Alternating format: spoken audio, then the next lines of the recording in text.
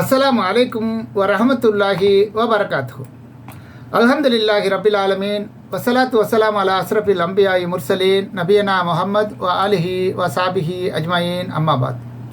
கண்ணியத்துக்குரிய எல்லாம் வல்ல அல்லாஹு ஜல்லசானு தாலாவின் நல்லடியார்களே, அன்பிற்கினிய சகோதர சகோதரிகளே, பெருமத அன்பர்களே, நண்பர்களே, உங்கள் அனைவரின் மீதும் ஏக இறைவனுடைய சாந்தியும் சமாதானமும் என்றென்றும் நிலவ பிரார்த்திப்பதோடு நான் சங்கை அப்துல் அஜீஸ்.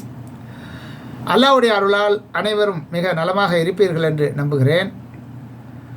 இது அக்கீதா, ஈமான் சம்பந்தப்பட்ட அடிப்படை நம்பிக்கைகளை விளக்கும் ஒரு காணொலியாக இதை தொடர்ந்து நம்ம பார்த்து வருகிறோம். அந்த வரிசையில் இந்த காணொலியில் பாகம் 9 படைப்பாளனின்றி படைப்புகள் இல்லை என்ற தலைப்பில் இதை நம்ம பதிவு செய்கிறோம்.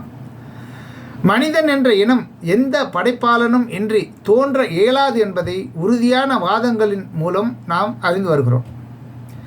அவ்வாறே இந்த உலகில் உள்ள ஒவ்வொருவரும் தனித்துவம் வாய்ந்தது.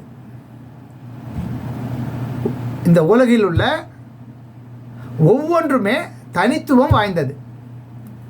ஒவ்வொன்றுமே தகுந்த காரணங்களுக்காக படைக்கப்பட்டுள்ளது. வீணுக்காக எதுவும் படைக்கப்படவில்லை என்பதை நாம் தெளிவாக உணர்ந்து கொள்ள வேண்டும். மிக துல்லியமாக இறைவன் அனைத்தையும் திட்டமிட்டு படைத்துள்ளான். உதாரணமாக பூமி பல மைல் வேகத்தில் சுழன்று கொண்டு சூரியனையும் பல மைல் வேகத்தில் சுற்றி கொண்டு இருக்கிறது. மேலும்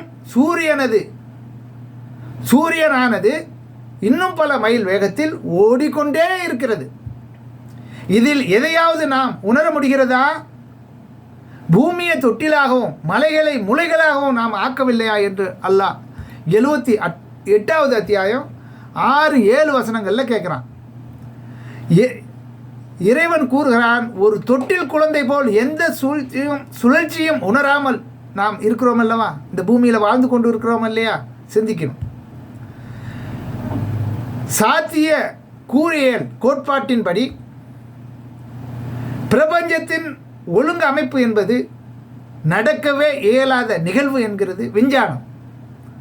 இன்னும் 1000 வருடங்கள் கழித்து ஏற்பட போகும் கிரகணம் எந்த நாளில் எந்த நேரத்தில் நடக்கும் என துல்லியமாக அறிய முடியுது என்றால் இந்த திட்டமிடல் தற்செயலானதா? தானாக நிகழுமா? சிந்திக்க வேணாமா? ஒவ்வொன்றும் மிக துல்லியமாக பயன்களுக்காக படைக்கப்பட்டிருக்கிறது. வேஸ்டாக இல்லை, சும்மா இல்லை, தேவைக்காக. வானங்களையும் பூமியையும் படைத்திருப்பதிலும் இரவு பகல் மாறி மாறி வருவதிலும் அறிவுடைய மக்களுக்கு பல சான்றுகள் உள்ளன என்று அல்லாஹ் கூறுகிறான். அவர்கள் நின்றும் அமர்ந்தும் படுத்த நிலையிலும் அல்லாஹுவை நினைப்பார்கள். எப்படி? வானங்களும் பூமியும் படைக்கப்பட்டது குறித்து சிந்திப்பார்கள். அந்த சிந்தனையின் இறுதியில் என்ன தோன்றும்? அதையும் அல்லாஹ் சொல்கிறான். எங்கள் இறைவா, இதை நீ வீணாக படைக்கவில்லை, நீ தூயவன், எனவே நரக வேதனையிலிருந்து எங்களை பாதுகாப்பாயாக என்றும் அவர்கள் கூறுவார்கள். அல் குர்ஆன் 3வது அத்தியாயம் 190, 191வது வசனங்களில் இதை கூறுறான். ஒவ்வொரு படைப்புகளை பற்றியும் அதனது தன் துறை சார்ந்த அறிவை வளர்த்து கொண்டால் எதுவும் வீணுக்காக படைக்கவில்லை என்பதை அறிந்து கொள்ளலாம். படைப்பாளன் இருக்கிறான் என்று நாம் நிரூபிக்க முற்படும் போது இறைவன் ஏன் மனிதர்களை படைத்து கஷ்டப்பட விட வேண்டும்? ஏன் துயரங்களை கொடுக்க வேண்டும்? ஏன் மரணத்தை தர வேண்டும்? இது போன்ற ஏராளமான கேள்விகளை கேட்டுவிட்டு எனவே இறைவன் இல்லை என்கிறார்கள். இறைவன் ஏன் படைத்தான் என்பது 2வது கேள்வி. இறைவன் தான் படைத்தான் என்ற கேள்விக்கும் அதற்கான ஆதாரங்களுக்கும் பதில் இல்லை என்பதால் 2வது கேள்விக்கு தாவுவார்கள். இதான் அவர்களுடைய அறிவின் கூர்மை. அற்புதமான கேள்வி இல்லையா?